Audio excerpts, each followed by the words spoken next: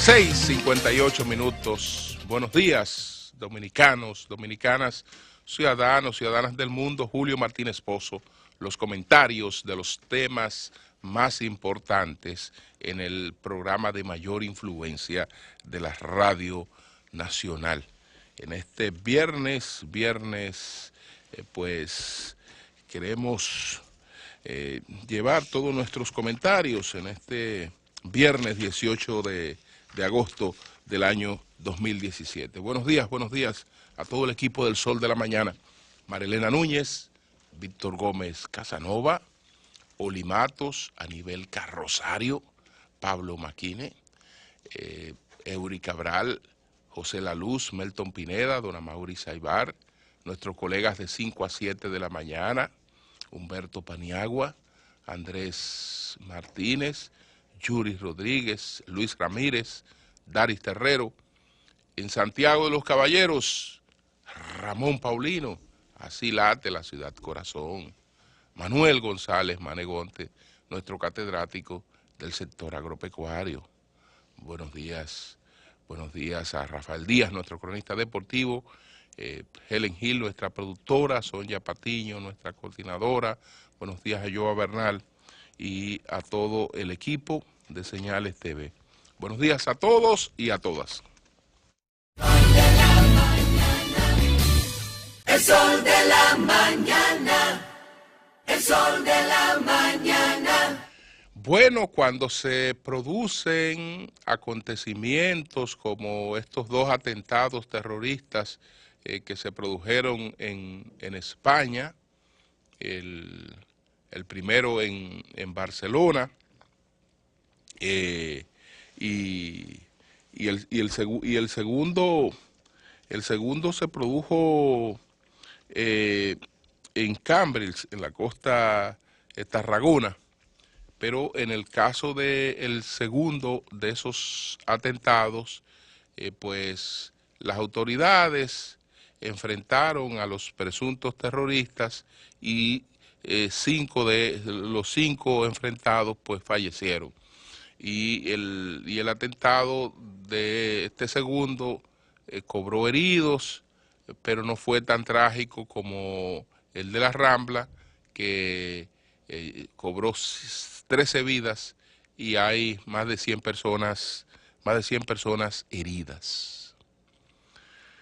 Pero este es un acontecimiento que expande su sensación de inseguridad por todas partes del mundo.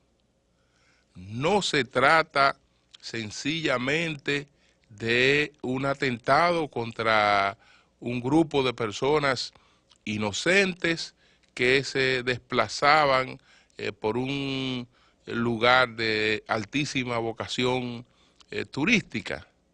No, esta es una agresión a la humanidad,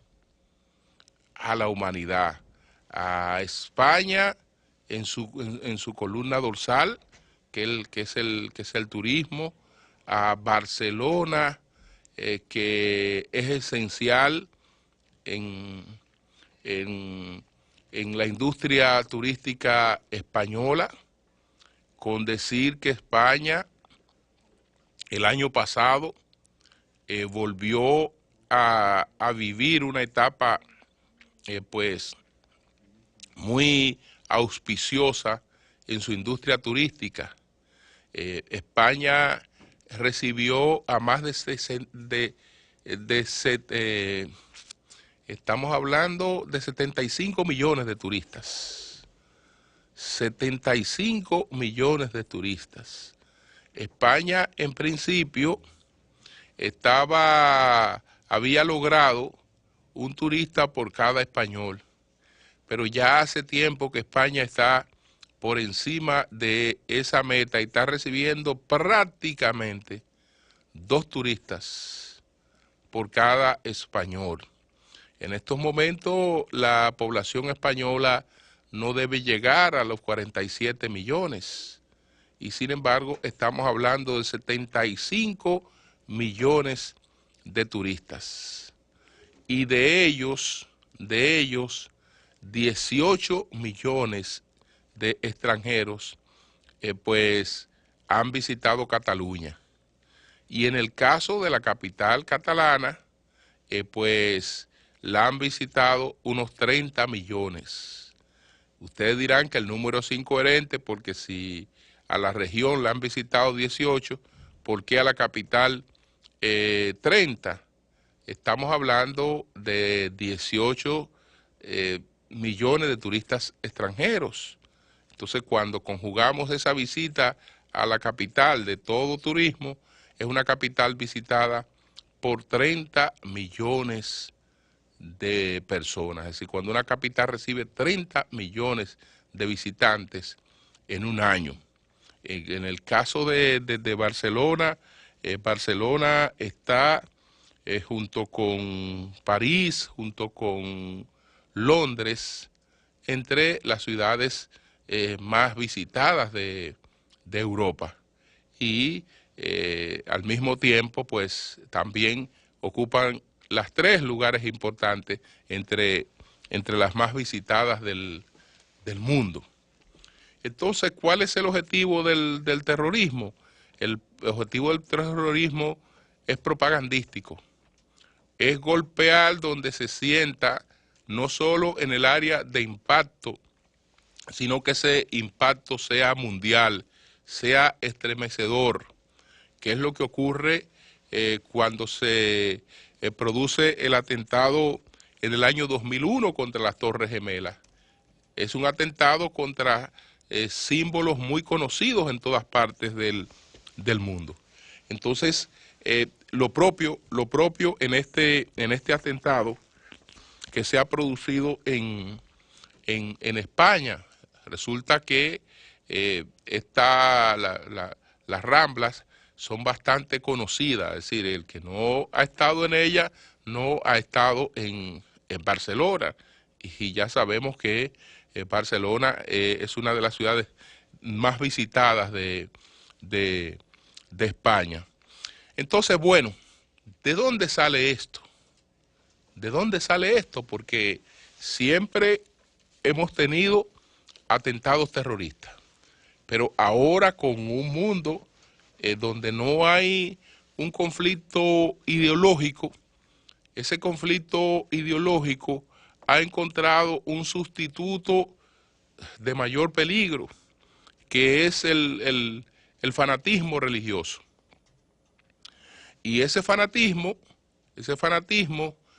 pues se ha renovado a partir de lo que ocurrió cuando la Unión Soviética invadió Afganistán. De esa invasión a Afganistán, pues ha resurgido porque lo que inspiran todos estos actos de terror, el salafismo, que es lo que está detrás de todos estos actos de terror, no es que nace con la invasión a Afganistán, sino que en esa invasión a Afganistán encuentra motivos para su renovación. Y a partir de ahí hemos tenido una gravísima incidencia de esta corriente violenta del Islam. Esta corriente violenta del Islam que lo que procura es devolver el Islam a la salaf. Y la salaf no es otra cosa que devolver el Islam a sus orígenes, devolver el Islam a Mahoma, devolver el Islam a los 4 principales sucesores de Mahoma, y abarcándonos dos generaciones más, cuando se está hablando de volver a los principios originales del Islam, que volver a la lectura de Mahoma, volver a la lectura de los 4 primeros califas que sustituyeron a Mahoma, y prolongado por 2 generaciones más, Eso es justamente lo que busca el salafismo. Pero es más grave porque la interpretación coránica del salafismo es literal. Es igual que aquellos cristianos que toman la Biblia y la interpretan de manera literal. La interpretan de manera literal y entonces no está auxiliado. No está auxiliado por una lectura teológica. Se supone que en el Evangelio, y en este caso estamos hablando del Evangelio coránico, ¿no? Pues tiene una lectura teológica. Y esa lectura teológica toma en cuenta cuál es el mensaje que se proyecta a futuro desde el contexto donde ese mensaje se produce. La interpretación no puede ser ciega, no puede ser literal. Cuando se dice hágase la luz, no necesariamente estamos hablando de que se prenda un bombillo o de que se prenda un fuego. No puede ser literal la interpretación. Entonces, en el salafismo no hay ni interpretación teológica ni evaluación de contexto, ni hay interpretación jurídica. Es sencillamente interpretación literal del Corán, y todo lo que pues no sea coránico dentro de esa lectura es un error. Bueno, cuando uno de los califas del Islam cuando se produce la quema de la famosa biblioteca de Alejandría, donde la cultura perdió en gran medida todo lo que había acumulado de conocimiento hasta entonces, que no estaba en otros lugares que no eran el asentamiento, los libros, ahí era que residía. Cuando ahí se llevó a cenizas esa gran cantidad de conocimiento, lo único que el califa preguntó: ¿esos libros hablan del Corán? Pues, si no hablan del Corán no sirven. Fuego. Es decir, que esa es la lectura que tiene el salafismo, que orienta este movimiento yihadista que ahora se llama, esto es Estado Islámico, pero que se ha expresado en otras corrientes, porque en un momento que Al-Qaeda, Boko Haram, todas estas expresiones surgen de ahí. Entonces, todo lo que no es su lectura dentro del propio Islam, y más aún dentro de las otras religiones, dentro de los cruzados, es erróneo. Es erróneo, y hacer cosas como esta, pues te lleva a una vida espiritual, te da espacio en el séptimo cielo, y cuando la gente tiene ese tipo de cosas en la cabeza, cuando la gente está fanatizada, cuando la gente cree que lo único que sirve es lo que ella piensa, que todo lo demás está en el error, que todo lo demás es pecado, señores, es poco lo que puede hacerse. Es verdad que aparte de estas mentalidades aparecen ingredientes dentro del mundo político que le dan cierta justificación, pero ellos han actuado siempre con justificación o sin ella. Ahora, estos últimos acontecimientos pueden encontrar su explicación en los golpes que ha recibido el Estado Islámico, en el retroceso que ha tenido tanto en Siria como en Irak, y en la toma de Mosul. Entonces, estos acontecimientos llevan a este grupo para decir, no estamos débil, seguimos siendo fuertes, seguimos siendo hoy la principal amenaza contra la humanidad, no importa donde ella se encuentre. Entonces se llevan a cabo acciones como esta para demostrar que las pérdidas que han experimentado de espacio en esta guerra no le ha debilitado. Y entonces vamos a pagar de la manera más cobarde. Vamos a pagar de la manera más cobarde. Vamos a ver dónde hay jóvenes paseando, donde hay gente inocente paseando, donde hay gente que no tiene que ver nada con esta guerra, y entonces de manera sorpresiva nos aparecemos como estos individuos en una furgoneta a recorrer un trayecto como de 500 metros, llevándose todo lo que encuentre por delante, todo lo que encuentre por delante. Entonces, en verdad es que el mundo aún vive en la barbarie.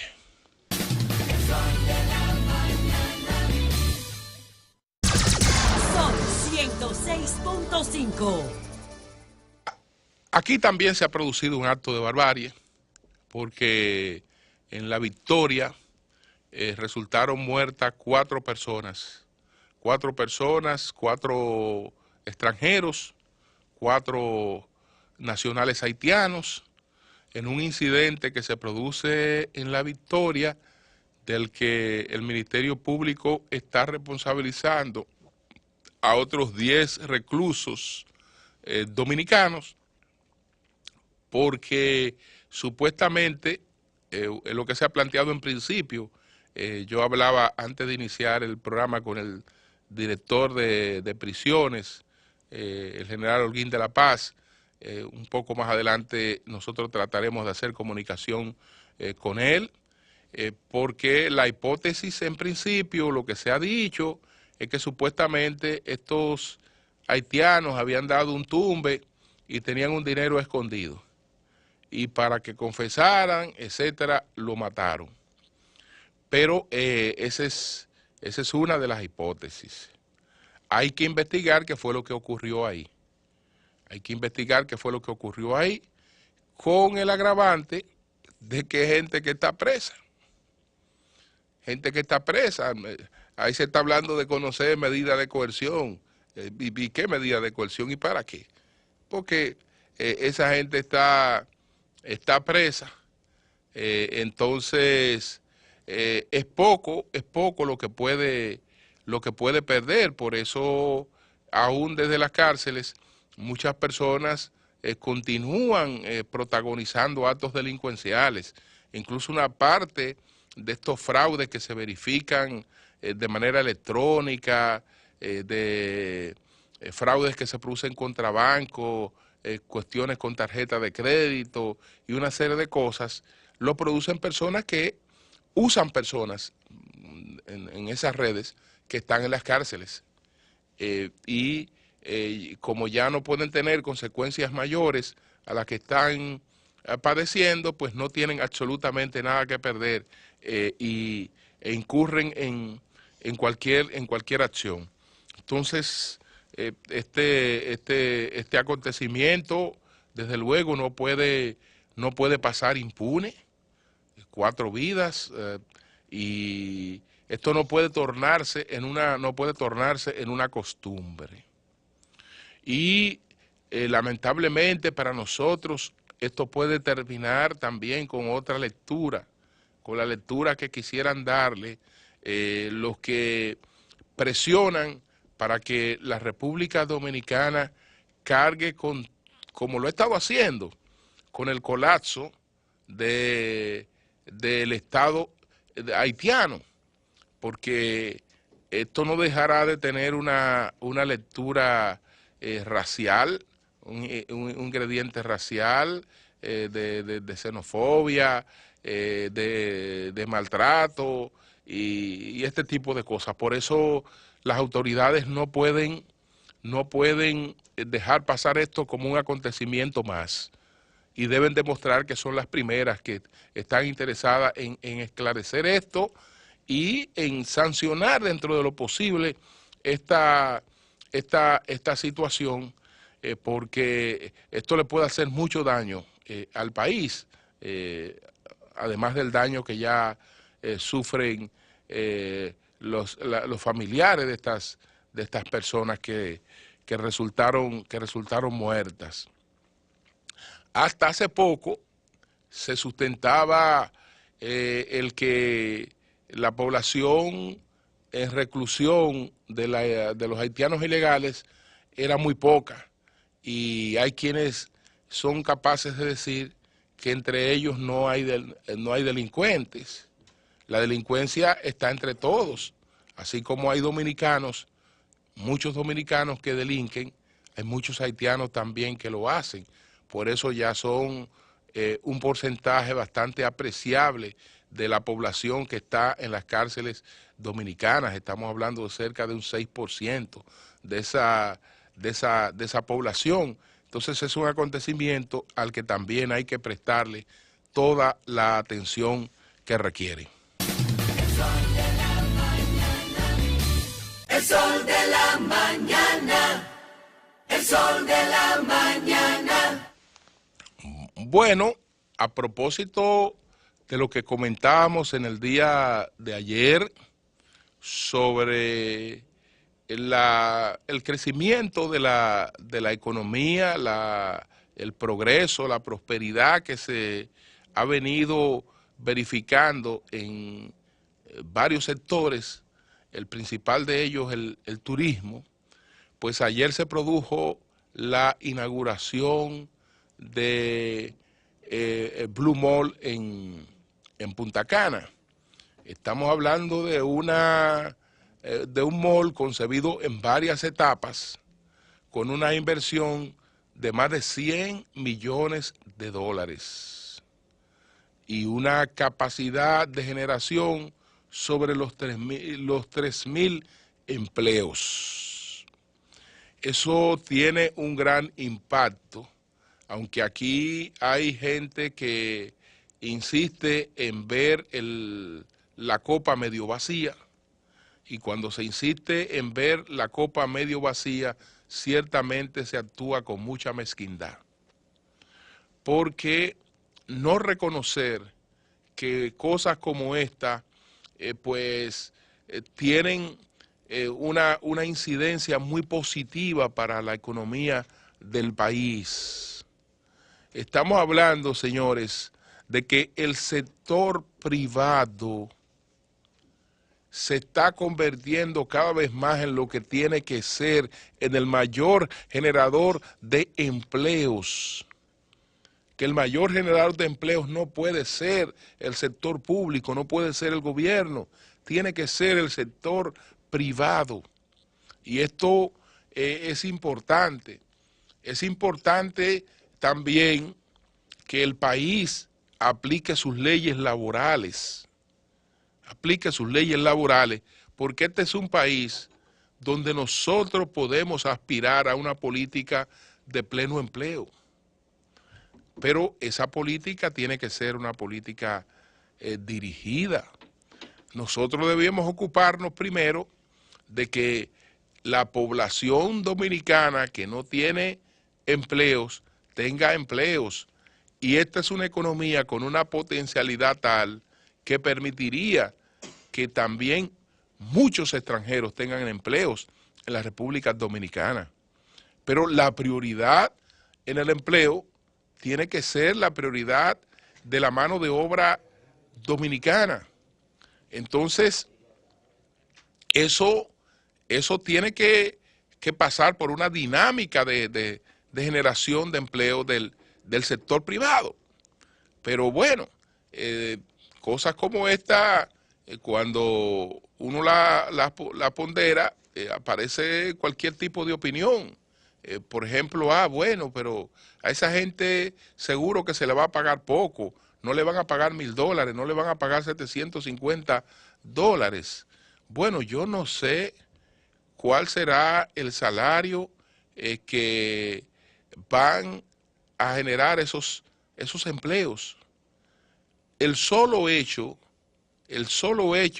de generar ocupación en un área que de por sí es un área que garantiza, digamos, el crecimiento de la gente, porque la gente participa de una actividad, de una determinada posición, pero tiene la oportunidad de ir en ascenso.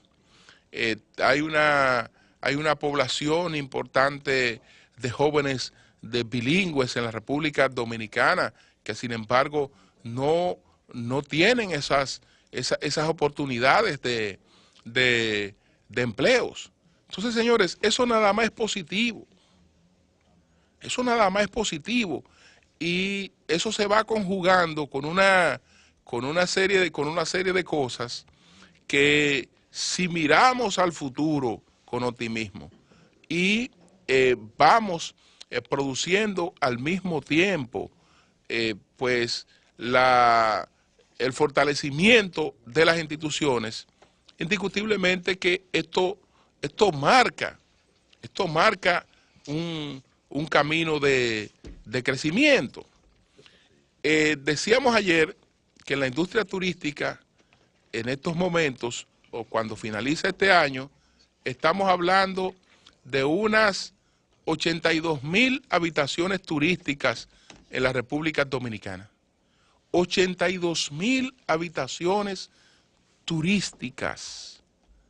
¿Cuántos empleos genera cada una de esas habitaciones turísticas en la República Dominicana? Pero hay un término prácticamente ya inusual en la industria, que es el de la temporada baja. No, toda la temporada es activa. Hay actividad turística todo el año. Entonces, eso hay que cuidarlo, hay que seguirlo fortaleciendo, y desde luego, si nosotros no reconocemos nuestros propios avances, nadie los va a reconocer, y en cierta medida nosotros también vivimos de la imagen del país. Entonces, una cosa son las diferencias que podamos tener en el debate interno, en las visiones que tenemos y en las diferencias políticas que tenemos, y otra cosa es lo que tiene que ver con el país.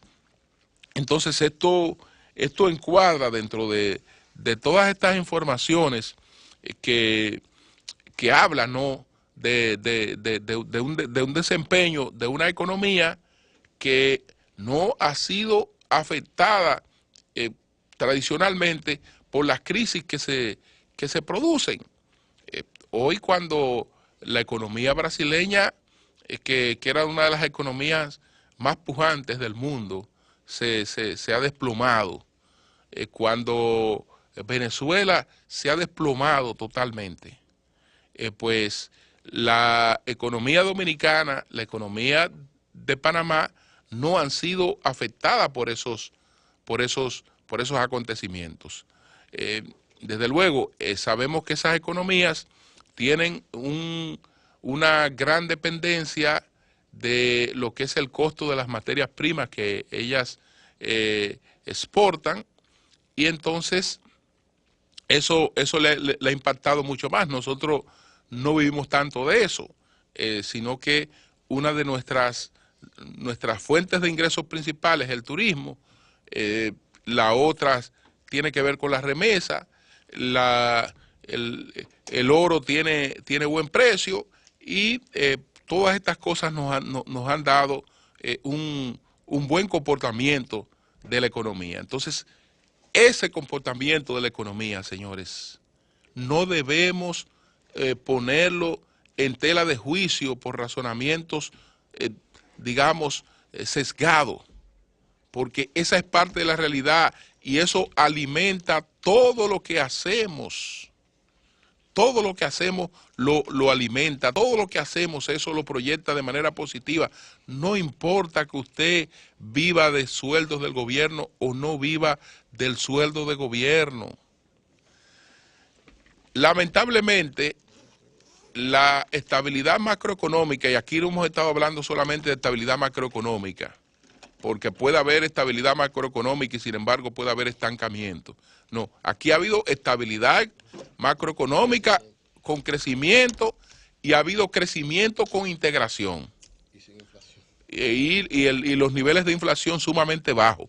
Entonces, esas cosas nadie debería estarla poniendo en tela de juicio, porque en cierta medida benefician la actividad a la que cualquier dominicano se dedique, no importa que sea un dominicano enemigo del gobierno o enemigo de quienes estén gobernando, o adversario, no enemigo, adversario de quienes estén gobernando en determinado momento. Es decir, eso es una cuestión que va aparte de todas estas cosas. Pero bueno, felicitaciones al grupo Berlusconi por continuar confiando en el país y sembrando cosas como esta.